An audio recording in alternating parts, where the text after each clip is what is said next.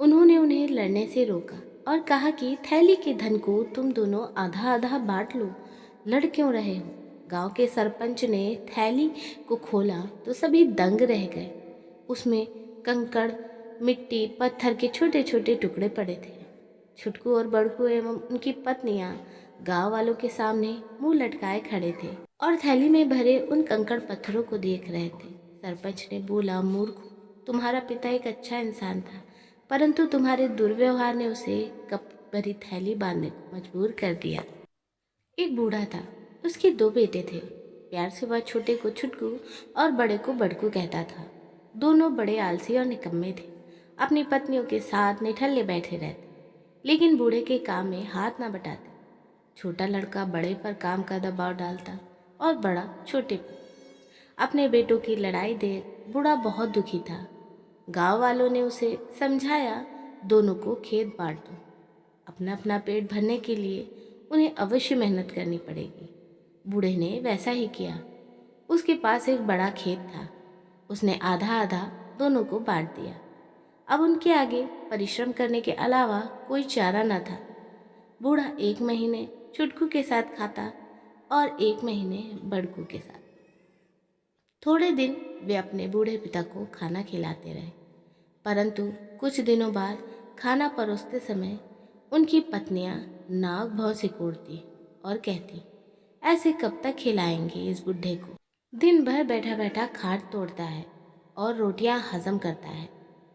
बहुओं के तानों को सुनने के अलावा बूढ़े के पास और कोई चारा भी तो नहीं था। वह चुप रहकर सब सहता। एक दिन दोपहर हो गई, किसी ने उसे खाना नहीं दिया। वह भूख से बिलबिलाता हुआ बोला, खाना दे दो बहू, आज खाना नहीं बचा है, शाम को खा लेना।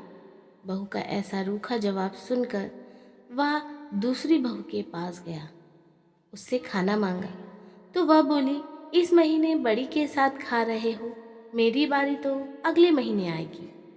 बूढ़े ने घर छोड़ने का फैसला कर लिया। गांव के कुएं पर जाकर उसने पेट भर पानी पिया और डंडा टिकाता हुआ दूसरे गांव चला गया। लोगों का छोटा मोटा काम करके वह पेट भरने लगा। धीरे धीरे एक वर्ष बीत गया। उसे अपने बेटों का हाल जानने की उत्सुकता हुई तो वह पुनः अपने गांव आ गया। बूढ़े को इतने दिनों बाद देखकर उसके बेटों और बहुओं को बहुत आश्चर्य हुआ।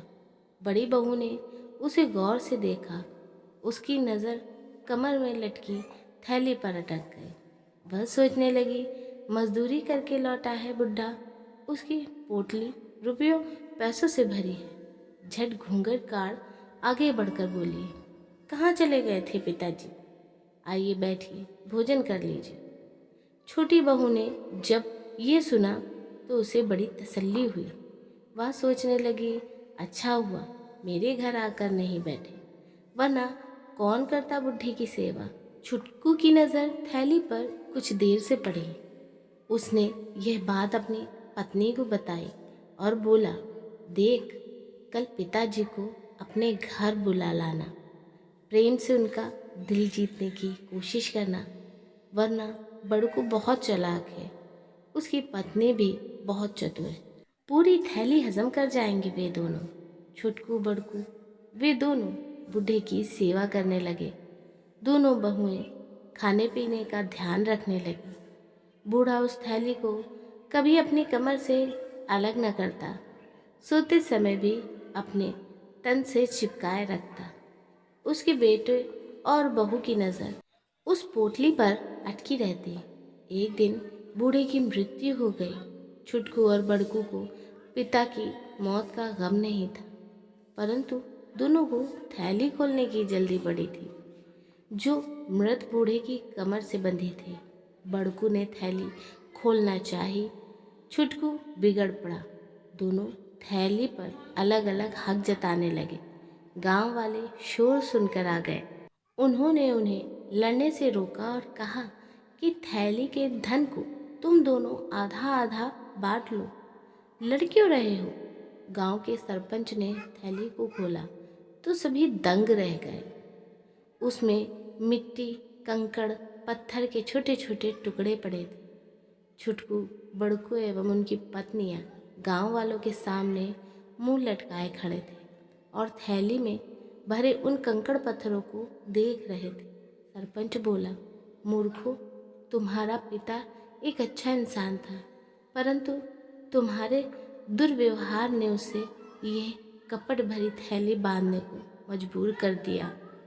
तुमने जो बुरा व्यवहार उनके साथ किया था उसका फल तुम्हें मिल गया। उठो और अपने पिता के अंतिम संस्कार की तैयारी करो।